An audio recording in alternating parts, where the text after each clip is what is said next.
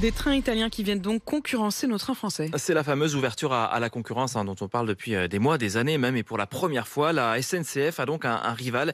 Il s'agit de Trenitalia, la compagnie ferroviaire italienne qui fera rouler des TGV entre Paris, Lyon, Milan à partir du 18 décembre. Et c'est ce matin que les réservations commencent à partir d'une vingtaine d'euros pour un Paris-Lyon. Et c'est une grande nouvelle, c'est ce que disent les habitués de la ligne que Léna Marjac et Anna Huot ont interrogé pour RMC. Paris-Lyon en train, c'est au moins une fois par mois pour Bertrand. Et désormais, ce ne sera plus forcément avec la SNCF.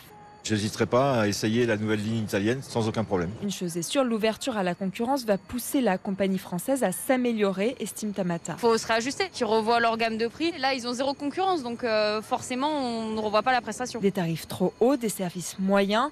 Toutes ces critiques, Jocelyne, elle, ne les comprend pas. Nous avons eu des billets en première classe à 25 €. Et puis bon, on voyage dans un TGV, c'est quand même très très appréciable. Alors elle continuera de plébisciter la SNCF, d'autant que le changement de compagnie ne résoudra pas tous les défauts du réseau ferré français.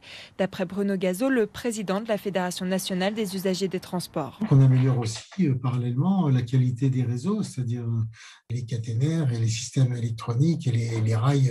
Il faut que le réseau soit vraiment rajeuni pour qu'il puisse absorber toutes ces nouvelles circulations. Et la prochaine étape, selon lui, c'est l'arrivée de la Renfe, la compagnie nationale espagnole qui doit relier Barcelone à Lyon.